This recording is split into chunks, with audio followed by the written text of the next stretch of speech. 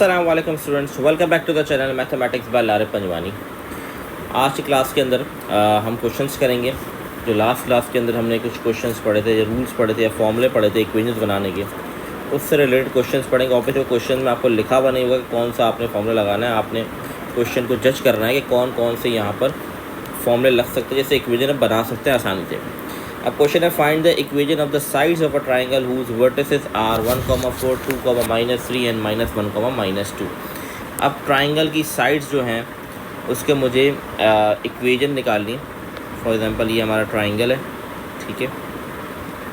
ये ए हो गया, ये बी, ये सी। ए हमारे पास है 1,4, सी हमारे पास 2,-3 और सी मेरे पास है -1,-2। अब इस क्वेश्चन के अंदर हमें करना, ये जो साइड्स हैं उनकी इक्वेशन, मतलब 3 साइड्स होती हैं तो 3 इक्वेशन हमें फाइंड आउट करनी है यहाँ पर, ठीक है। पहले हम ए बी की साइड इक्वेशन निकालेंगे, फिर बी सी हो गया, फिर ए सी हो गया। तो हमें 3 इक्वेशन यहाँ पे फाइंड आउट करनी है। अब यहाँ पर कौन सा फॉर्मूला लग सकता है? ऑब्वियसली बात है, आपने प्रीवियस वीडियो गो थ्रू की है तो आपको शायद आइडिया हो। थोड़ी सी प्रैक्टिस होगी तो वो आइडिया बन जाएगा। अगर मुझे इक्वेशन निकालनी है ए बी की, इक्वेशन ए और बी, अगर ए बी की मुझे इक्वेशन बनानी है तो मेरे पास 2 पॉइंट्स गिवन है, 1,4 एंड 2,-3। तो जब 2 पॉइंट्स गिवन होते हैं तो उसके लिए हमारे पास जो फॉर्मूला अवेलेबल है, वैसे इसको एक और तरीके से भी कर सकते हैं, लेकिन जो हमारा बेहतर ये हमारे पास 2 point form, y - y1 upon y2 - y1, x - x1 upon x2 - x1, ये वाला फॉर्मूला हम यूज़ कर सकते हैं, ठीक है, जिसके थ्रू हम इसको सॉल्व कर सकते हैं। तो ये वाला फॉर्मूला हम इम्प्लीमेंट करेंगे यहाँ पर, ठीक है। 2 पॉइंट, तो सबसे पहले फॉर्मूला लिख लेता हूँ, y - y1 upon y2 - y1 is equal to x - x1 divide by x2 - x1। अब यहाँ पर हमारे पास ये x1 हो गया, ये y1, ये x2 और ये y2। ये जो y और x से ये एडिटिव रहेंगे, क्योंकि इक्वेशन बनाने के लिए हमें x और y की ज़रूरत है, वो एडिटिव रहेंगे। हम सिर्फ वैल्यूज़ पुट कहाँ करेंगे, x1 y1 x2 y2 में, ठीक है। तो यहाँ पर y1 की जगह मेरे पास 4 आ गया, y2 की जगह -3 और y1 की जगह 4, x1 की जगह 1, x2 की जगह 2 और x1 की जगह 1 आ गया। तो ये y - 4 अपॉन -7 बन गया, x - 1 और नीचे आ गया 1। अब यहाँ पर हम क्या कर सकते हैं, अब 7 को वहाँ जाके मल्टीप्लाई करवा दूंगा मैं, और ये 1 वहाँ जाके मल्टीप्लाई होगा, फ़र्क नहीं है। तो y - 4 is equal to -7x - 7। हमेशा कोशिश करें जो x वाली फॉर्म है उसको पॉजिटिव कर लें। वैसे कोई मसले वाली बात ऐसी नहीं है, डिपेंड ऑन कंडीशन कि आपको आंसर किस फॉर्म में पूछा गया देने को। यहाँ पर ऐसी कोई फॉर्म नहीं लिखी हुई, रिस्ट्रिक्शन नहीं है, तो आप इसको किसी भी तरीके से लिख सकते हैं। जैसे 7x, मैं 7x और 7 को वहाँ ले जा रहा हूँ तो पॉजिटिव हो जाएंगे। 7x plus y - 4 plus 7 is equal to 0, 7x plus y plus 3। हाँ, तो यही मैंने सही किया। हाँ, 7x plus y plus 3 is equal to 0 हो गया मेरे पास, ठीक है। एक बार मैं रीचेक कर लूँ कोई गलती तो नहीं है। x2 - x1 हो गया, यहाँ हमारे पास -3 - 7, वहाँ जाके अच्छा यहाँ पर प्लस का 7 हो जाएगा। ये यहाँ मिस्टेक हुई है, क्योंकि -7 वहाँ जाके मल्टीप्लाई होगा तो ये इसको प्लस कर देगा, ठीक है। तो जब +7 यहाँ आएगा तो वो नेगेटिव हो जाएगा, तो यहाँ आ जाएगी नेगेटिव साइन, ठीक है। तो ये हो जाएगा मेरे पास -11 इक्वल टू। सिंप्लीफाई होने के बाद, जब आपका सिंप्लीफाई हो गया, मतलब सारी कैलकुलेट, आपको प्लस माइनस नहीं हो सकता। इसके बाद फिर आपने क्या करना है, इसके बाद अगर कोई रिस्ट्रिक्शन है कि आप इसको स्लोप इंटरसेप्शन फॉर्म में, for example slope interception form क्या थी हमारे पास, y is equal to mx plus c, ये फॉर्म थी, इस फॉर्म में बना दें तो क्या होगा, y को यहीं रहने देंगे, ये -7 और प्लस का 11 हो जाएगा, ये इसका फाइनल आंसर हो जाएगा। वो डिपेंड ऑन कंडीशंस, ठीक है। अभी मैंने सिर्फ एक साइड की इक्वेशन बना के दिखाई है, बाकी दोनों साइड्स की भी इसी तरीके से निकलेंगी। वो आप लोग ट्राई करें, ठीक है, और मुझे बताएं कमेंट में इसके क्या आंसर आएंगे, क्योंकि आप लोग करेंगे तो आप लोग भी सीख पाएंगे, ठीक है। तो वो आप लोग ट्राई करें। अब आपने कौन कौन सी निकालनी है, आपने इक्वेशन निकालनी है ए सी की और बी सी, ये 2 साइड्स की इक्वेशन निकालनी है। यही फॉर्मूला लगेगा, बस पॉइंट्स आपने देखने ए और सी निकालनी तो ए और सी का पॉइंट लेंगे, बी और सी निकालना तो बी और सी का पॉइंट लेंगे, दैट्स इट, और कोई ऐसी मुश्किल चीज़ नहीं है। अच्छा जी, अब मूव करते हैं हम नेक्स्ट क्वेश्चन के ऊपर, क्वेश्चन नंबर 2। आई होप ये क्लियर होगा, इतना मुश्किल सवाल नहीं था। बस आपको कॉन्सेप्ट समझाना इन सवालों में ज़रूरी है कि कौन से सवाल में कौन सा फॉर्मूला इम्प्लीमेंटेशन करनी है हमें, ठीक है। अच्छा जी, find the equation of a perpendicular bisector. अब ये परपेंडिकुलर बाइसेक्टर क्या होता है? Of the segment line joining. Perpendicular bisector basically जो होता है, फॉर एग्जांपल एक लाइन है, जैसे कि ये लाइन ही है हमारे पास, स्ट्रेट लाइन, जिसके पॉइंट है -1,2 एंड 9,12। परपेंडिकुलर बाइसेक्टर का मतलब ये होता है कि ऐसी लाइन जो बिल्कुल मिड से टच कर रही हो, 90 डिग्री पे कट कर रही हो, ठीक है। ये बिल्कुल स्ट्रेट लाइन मिड से कट कर रही हो, मिड पॉइंट से, ठीक है, मिड पॉइंट से कट कर रही हो। मैं फिर रिपीट कर रहा हूँ, मिड पॉइंट से।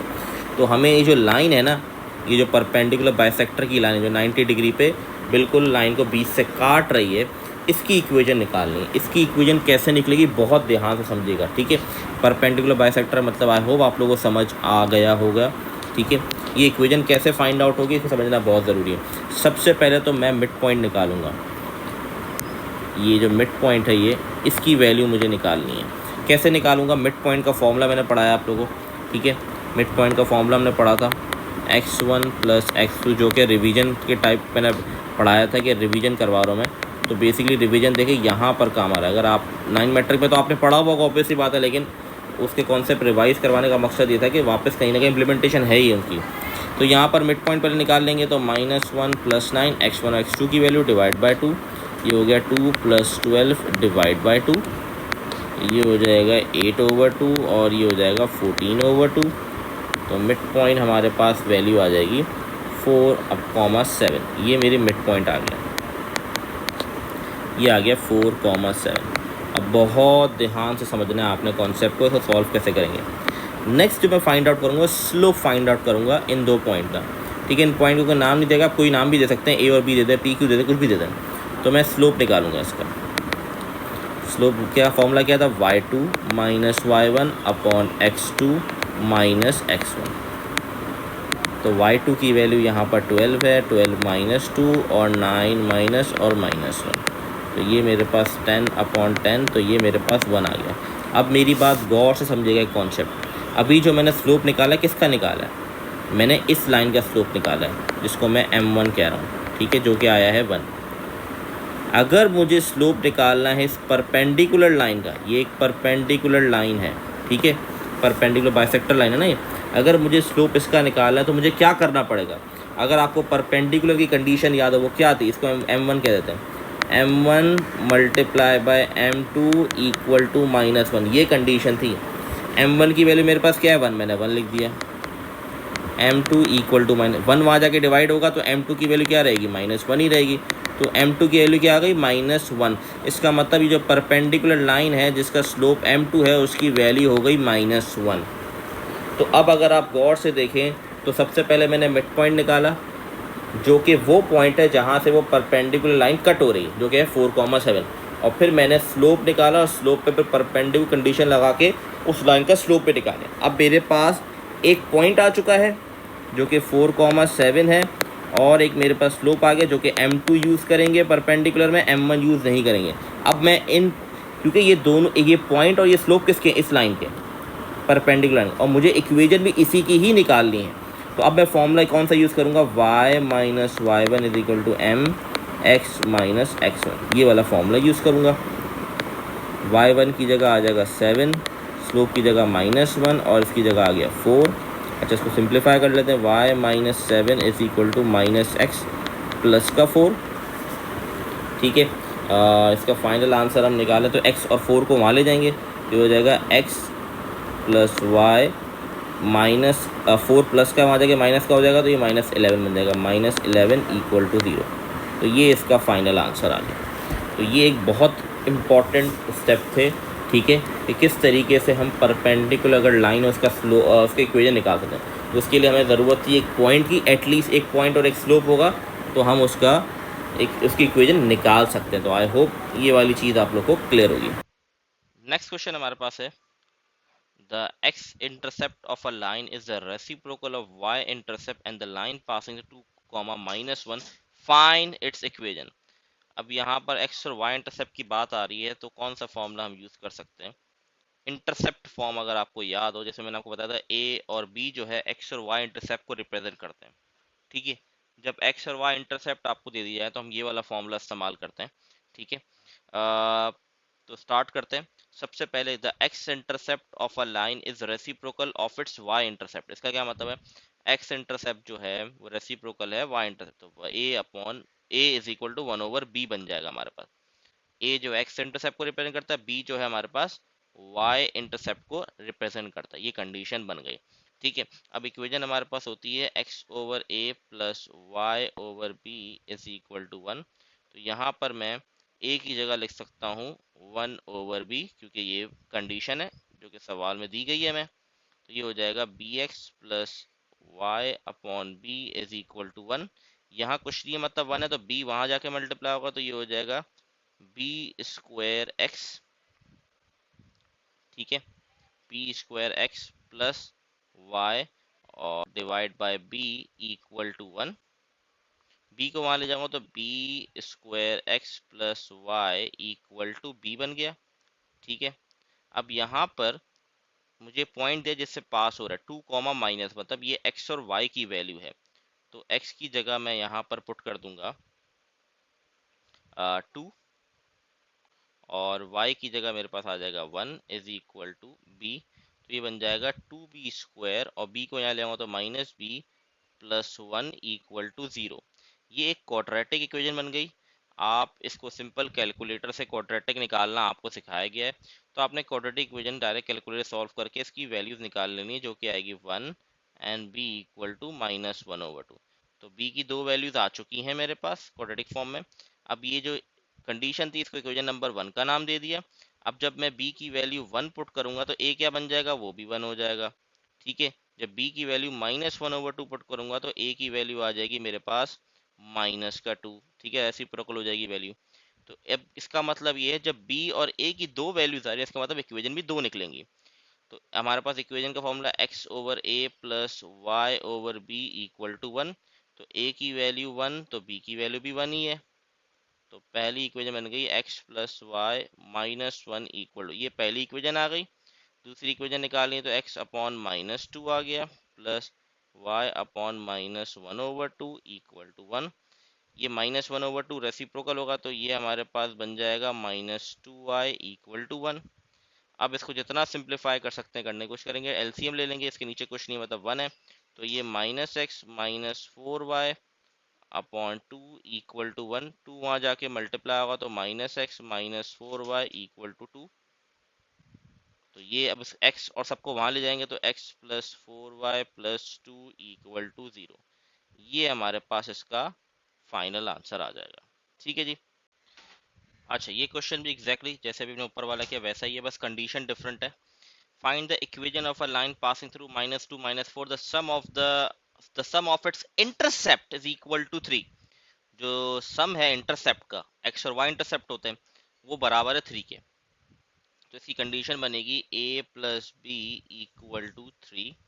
तो अब किसी के बराबर भी लिया है, फॉर एग्जांपल मैंने b के बराबर ले लिया। ठीक है, किसी के भी इक्वल, a के भी इक्वल भी लिया, कोई मसला नहीं है। तो अब हम क्या करेंगे, question x upon a y upon 3 minus a, b के 3 माइनस ए लगा दिया हमने। x और y के पॉइंट्स दिए में -2/a -4/3 minus A equal to 1। यहाँ पर अब एलसीएम लेंगे तो ये इससे मल्टीप्लाई हो जाएगा, तो ये बन जाएगा -6 और प्लस का 2a। इसी तरीके से ए इसके तो ये माइनस का 4a, और डिनोमिनेटर में ये आपस में मल्टीप्लाई हो जाएंगे, तो 3a minus a square equal to 1। ठीक है, अब ऊपर जितनी सिंप्लीफिकेशन हो सकती है वो करेंगे, -6 और ये बन जाएगा माइनस का 2a। ये वाली चीज़ वहाँ जाके 1 से मल्टीप्लाई हो जाएगी, तो 3a माइनस ए स्क्वायर हो गया।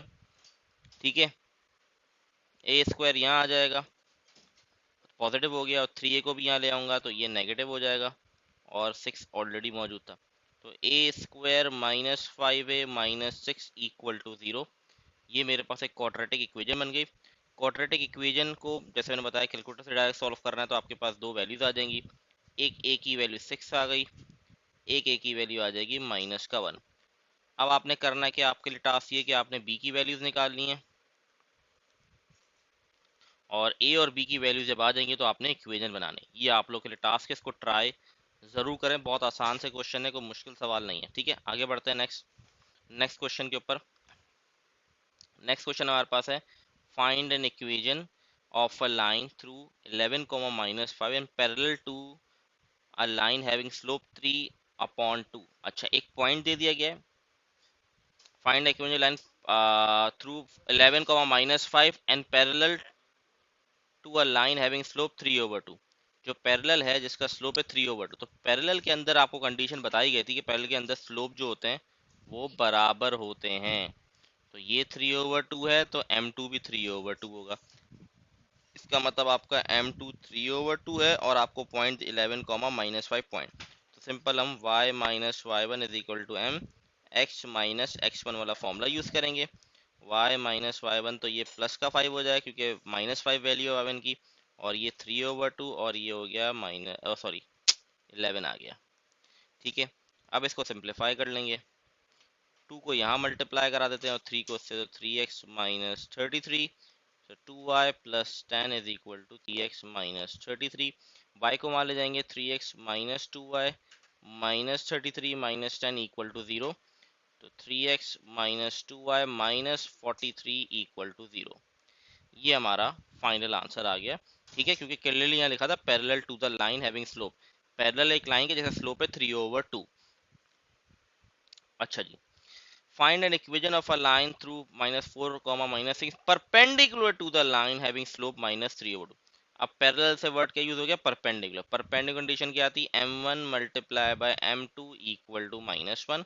अब m1 की वैल्यू दे दी गई है -3/2, m2 हमें निकालना होगा, तो ये वहां जाएगा तो क्या हो जाएगा, m2 बन जाएगा 2/3 पॉजिटिव का। ठीक है, माइनस से माइनस कट जाएगा।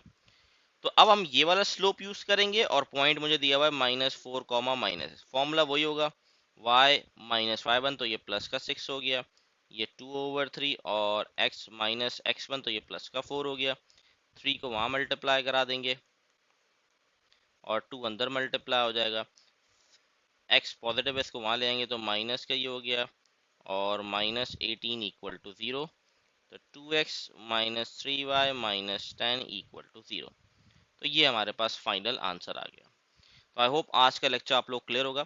मुश्किल नहीं था, आसान था, लेकिन ऑब्वियस सी बात है, नई चीज़ें थोड़ा टाइम लेगी, प्रैक्टिस करनी पड़ेगी। इंशाल्लाह मैं फिर असाइनमेंट वगैरह भी अपलोड कर दूंगा, थोड़े SLOs हमारे थोड़े ज़्यादा कवर हो जाएं।